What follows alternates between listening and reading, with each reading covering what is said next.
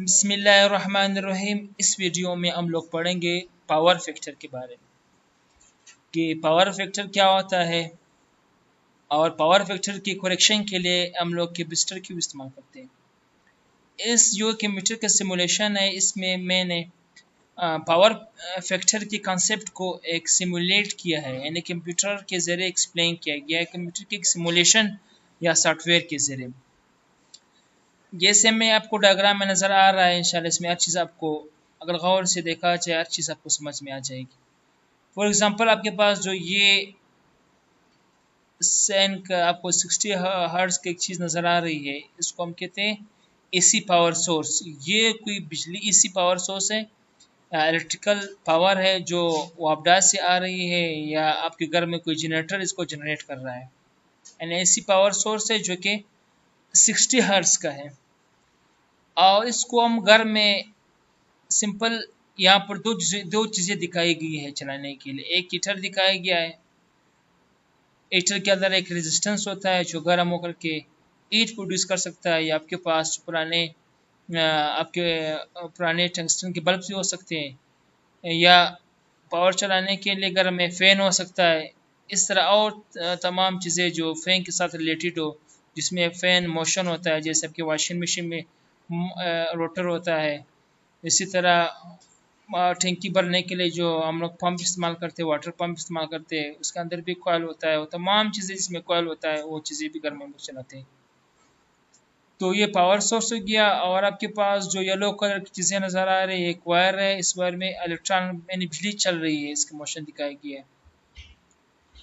और ये बिजली किस तरह चलती है आप लोग देखेंगे। इसको मैं इसको थोड़ा स्पीड को स्लो करता हूँ, करंट की स्पीड को आप लोग देखेंगे। ये करंट इस तरह वायरों में फ्लो करता है, एक दफ़ा फॉरवर्ड जाता है फिर बैकवर्ड। आगे करंट एक दफ़ा वायर में आगे की तरफ चलती है फिर पीछे वापस आ जाती है इस तरह। यानी हमारा जो ख्याल है कि पानी जो है करंट पानी की तरह चलता है, इस तरह नहीं है। तो अभी जब करंट एक दफ़ा आगे जाता है एक दफ़ा पीछे आता है, इस तरह एक हमारे पास एक वेव्स की शक्ल इख्तियार करता है, वेव्स बनते हैं।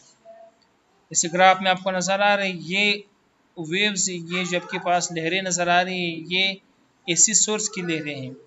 ग्रीन कलर आपके पास वोल्टेज है और जो येलो कलर का है वो हमारे पास है करंट है। अभी जैसे आपको नज़र आ रहा है ये वोल्टेज और करंट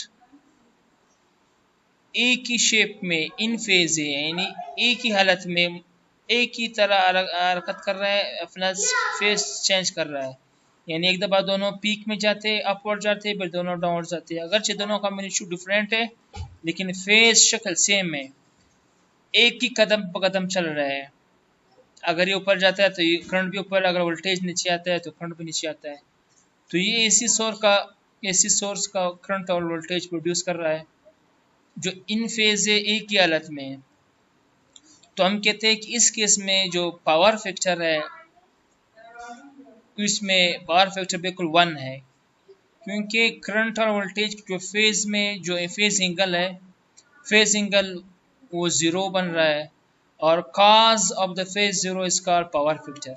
हम सिंपली कह सकते हैं कि इन दोनों के दरमियान जो एंगल है वो 0 बन रहा है, या दोनों के दरमियान फ़र्क है वो 0 है, तो पावर फैक्टर फिर 1 होगा। जब पावर फैक्टर 1 होगा तो मैक्सिमम ये जो एमीटर चला रहा है हीटर मैक्सिमम पावर कंज्यूम कर रहा है, यानी 465 वाट की बिजली इस्तेमाल कर रहा है। 465 वाट हम इस्तेमाल कर रहा है, 465 वाट का बिल भी आएगा इसी हिसाब से। अभी जो रेड कलर का वायर है ये वायर का रेजिस्टेंस है, आपको नज़र आ रहा है इलेक्ट्रॉन फॉरवर्ड जाते हैं बैकवर्ड जाते हैं। तो ये सिंपल सिस्टम है, जितनी बिजली आप इस्तेमाल कर रहे हो इतना ही बिल आएगा, मसला नहीं।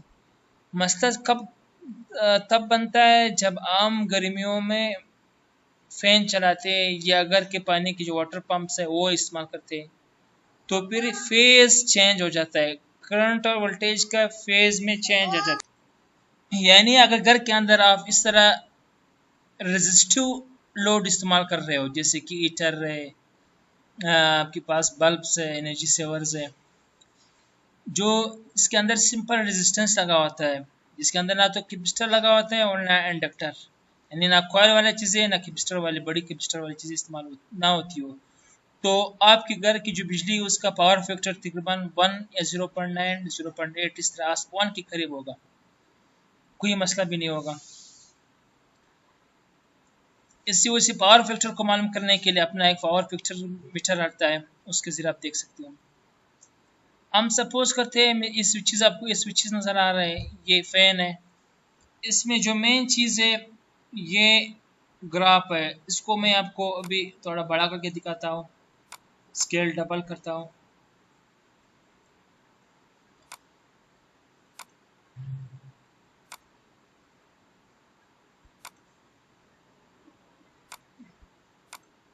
मैं वापस थोड़ा कम करते हैं स्केल।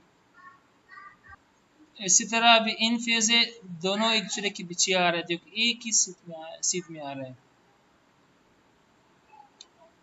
और ये जो बल्ब का पावर है ये 465 वाट है, आपको नज़र आ रहा है। इस साल पॉजिटिव या नेगेटिव में नहीं आ रहा है, यानी पावर ज़्यादा हो जाता है फिर ज़ीरो मैक्सिमम नेगेटिव नहीं हो सकता। और इसमें वोल्टेज पॉजिटिव हो सकता है, नेगेटिव भी, करंट पॉजिटिव भी नेगेटिव भी। मसला क्या होता है, जब फॉर एग्जांपल हम फैन चलाते हैं, इस तरह स्विच को ऑन करते हैं, फैन चलना शुरू हो गया। जैसे ही फैन चलना शुरू हो गया, अभी आपको दो चीज़ें नज़र आ रही है। एक तो वोल्टेज और करंट का जो फेज है वो शिफ्ट हो गया, वोल्टेज लीडिंग कर रहा है, करंट लैगिंग कर रहा है। वोल्टेज आगे जा रहा है, करंट पीछे से आ रहा है, क्योंकि इंडक्टर का काम ही है कि वोल्टेज और करंट को अलग करना, उसमें तफरीका डालना। और यहाँ पर इसमें अच्छा तफरका तो डाल गया, आ गया, उसमें इख्तिलाफ तो पैदा हो गया। लेकिन इसका नुकसान क्या हुआ, नुकसान ये हो गया जो हीटर आप लोग 465 वाट हीटर इस्तेमाल कर रहा था, इसी का बिल रहा था। अभी हीटर 465 वाट जो इसका रियल पावर है, ये पावर इसको कम हो जाएगा। ये कम पावर यानी इसको जो रियल पावर 465 का रियल पावर कम हो जाएगा। अभी आप देखते हैं इसका रियल पावर कम हो जाएगा। अभी आप देखते हैं पावर कितना होगा, देखो ये ग्राफ के जरिए आपको नजर आ रहा है, नीचे आ गया, पावर ज़्यादा था अभी कम हो गया। चलो अभी वापस चलाते हैं। 465 वाट था, अभी 385 वाट 366 वाट हो गया। बिल वही 465 वाट का बिल आएगा, लेकिन बल्ब हीटर इस्तेमाल कर रहा है 366 वाट, बिल आ रहा है 465 वाट का बिल आएगा। तो ये इधर से मसला बनता है कि बिल ज़्यादा आती है, बिजली हम कम इस्तेमाल करते हैं। वजह क्या है, वजह फैन की वजह से कि फैन ने करंट और वोल्टेज के दरमियान डिफरेंस फेज चेंज पैदा कर दिया। जो फेज चेंज है ये मुख्तलिफ एंगल हो सकता है, तो यानी पावर फैक्टर एक से कम हो गया, 0.2 हो सकता है, 0.3, 0.5, इस तरह 0.6, 0.5 से कम हो गया। पावर फैक्टर 1 से बहुत ज़्यादा कम हो गया। इसका ये नुकसान हो रहा है कि घर के अंदर जो आप दूसरी चीज़ें इस्तेमाल कर रही हो, दूसरी चीज़ें इस्तेमाल हो रही है, उसका रियल पावर, अपेरेंट पावर, यानी जो बिजली आप इस्तेमाल कर रहे हैं, बिल इससे ज़्यादा आएगा। तो इस मसले को हल करने के लिए इंजीनियरों ने, साइंटिस्ट ने एक और तरीका निकाला कि फैन का, ये जो हमारे पास फैन के अंदर जो कॉइल होता है इसको इंडक्टर कहते हैं। इंडक्टर का अपोजिट इसकी जोड़ी कैपेसिटर है। ये अगर वोल्टेज और करंट के दरमियान एक तरफ शिफ्ट करता है, यानी जो आपके पास जो इंडक्टर है ये करंट को पीछे करता है, वोल्टेज को आगे करता है, यानी करंट इसमें लेगिंग, वोल्टेज लीडिंग कर रहा है, करंट लेगिंग कर रहा है, वोल्टेज आगे जा रहा है, करंट पीछे आ रहा है। जो आपके पास कैपेसिटर है वो इसका इन्वर्स काम करता है, वो करंट को आगे लीडिंग में ले आता है, करंट इसमें लीडिंग करता है, वोल्टेज लेगिंग करता है, करंट आगे चलता है, वोल्टेज इसके पीछे आता है। तो जब हम इसमें लोगों में, जब इस करंट सर्किट में हम कैपेसिटर लगाते हैं इस तरह, आप देखते हैं क्या होगा, दो चेंजेस आ गई। एक तो आपके पास देखो पावर वापस बढ़ रहा है, कम था पावर बढ़ जाएगा, वापस रियल पावर की तरफ आएगा। और दूसरा करंट और वोल्टेज के दरमियान वापस इत्तेफाक आ जाएगा, करंट और वोल्टेज एक ही फेज में, एक ही हालत में आ जाएंगे। अब देखो ये अभी एक ही फेज में, देखो अगर करंट का पीक है, क्रस्ट है, वोल्टेज का भी क्रस्ट है, अगर करंट का ट्रप है, वोल्टेज का भी ट्रप है। अभी इस कैपेसिटर ने वापस मस्ताल कर दिया, क्योंकि फैन को तो हमने बंद नहीं करना है, फैन तो भी चलाना है। तो इसके लिए कैपेसिटर का जो कैपेसिटेंस है वो 700 माइक्रोफेराड। तो इस तरह जो 700 माइक्रोफेराड है, ये जो कैपेसिटर की जो वैल्यू है डिपेंड करती है फैन के इंडक्टेंस पर, कॉइल पर। और घर के अंदर जो बाकी पीटर वगैरह फैन या बाकी बल्ब वगैरह चला रहे होते हैं, उसके हिसाब से हम लोगों ने कैपेसिटर लगाना है, ख़ास वैल्यू लगानी है, हर वैल्यू नहीं। तो पहले इस तरह कैपेसिटर ने मस्ताल कर दिया। बाज़ लोग क्या करते हैं कि घर के अंदर फैन वगैरह मोटर पंप नहीं चल रहा होता है, फिर अगर कैपेसिटर लगाएंगे फिर वापस वही मसला पैदा होगा, वही पावर फैक्टर कम होगा, बिल वही ज़्यादा होगी। हम वो देखते हैं फॉर एग्जांपल, अगर पावर फैक्टर सही हो, अगर आपकी बिजली के घर के अंदर घर की बिजली का पावर फैक्टर 1 है या 0.9 है, फिर आप कैपेसिटर लगा रहे हैं तो ये वापस आपका बिल ज़्यादा आएगा, और बल्ब वगैरह हीटर वगैरह वापस कम पावर इस्तेमाल करेंगे। हम सपोज करते हैं, देखते हैं फैन को, हम स्विच को ऑफ करते हैं इस तरह। अभी चूंकि पावर फैक्टर सही आ रहा है, हमारे पास जो हीटर है वो 465 वाट का बिजली डिसिपेट कर रहा है, ज़ाया कर रहा है, और यहाँ पर करंट वोल्टेज इन फेज में। आपने पावर फैक्टर इसमें 1 है, 0 या 0.9 है, इससे पावर फैक्टर करेक्ट है। अभी अगर आप सिंपल कैपेसिटर लगाएंगे पावर फैक्टर चेक के बगैर, क्या होगा? स्विच ऑन कर दिया, आपने आपने कैपेसिटर लगाया तो कैपेसिटर भी वही काम करेगा।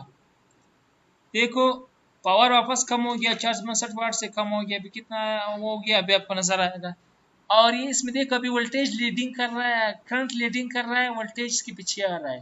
देखो पहले पहले अगर इस तरह चलना शुरू कर दी, इस तरफ से पहले करंट आ रही, बाद में वोल्टेज, तो करंट इसमें लीडिंग कर रहा है, वोल्टेज लैगिंग कर रहा है। वापस वही मसला पैदा हो गया, यानी करंट वोल्टेज की दरमियान नाइतफाकी पैदा हो गई। इसका वापस ये मसला होगा कि पावर हम कम गर्म इस्तेमाल करेंगे, बिल ज़्यादा आएगा। अभी देखते हैं, ये 366 वाट हो गया, 465 था, 366 वाट, यानी 100 वाट अभी ज़्यादा फालतू ज़ाया हो रहा है। बिल हमारे पास 100 वाट का ज़्यादा ज़्यादा आएगा। हम इस्तेमाल 666 वाट कर रहे हैं, जबकि बिल आएगा 465 वाट का। और ये वोल्टेज और करंट के दरमियान ये फिर नातफाकी पैदा होगी, यानी आउट ऑफ फेज हो गए। तो अगर घर के अंदर ये जो हम फैन इस्तेमाल करते हैं या फिर सिर्फ कॉइल वाली चीज़ें इस्तेमाल नहीं कर रहे हैं, या पावर फैक्टर आपका करेक्ट है 1 है, तो फिर कैपेसिटर लगाने की ज़रूरत नहीं है। अगर आप कैपेसिटर ऐसे ही लगाएंगे अपनी मर्जी से, आपने सुना होता है कि कैपेसिटर लगाने से बिजली बिल कम आता है, तो वही मसला बनेगा, यानी करंट वोल्टेज के दरमियान वही डिफरेंस आएगा, फेज चेंज आएगा, पावर फैक्टर वापस फिर डिस्टर्ब होगा, फिर 0.2 0.3 आएगा, कम आ जाएगा, जीरो के करीब आएगा। तो पावर फैक्टर पहले अपनी बिजली का मालूम करना चाहिए कि वो कितना है, फिर उसको करेक्ट करने के लिए खास कैपेसिटर की वैल्यू लगानी पड़ती है, फिर चेक करना पड़ता है, फिर लगाना पड़ता है मुख्तलिफ, फिर उसकी कैपेसिटर इस तरह एडजस्टमेंट किया जाता है कि पावर फैक्टर 1 के करीब आ जाए। इस तरह भी आजकल की जदीद सिस्टम, स्मार्ट सिस्टम आते हैं, स्मार्ट सिस्टम आए हुए होंगे, जो पावर फैक्टर को खुद डिटेक्ट भी करता है और करेक्ट भी करता है। इंशाल्लाह मुझे उम्मीद है कि आप लोगों को ये समझ आया होगा। मैंने तो अपनी मेहनत की कि आप लोगों को समझा सकूं। अस्सलाम वालेकुम वरहमतुल्लाहि वबरकातुहू।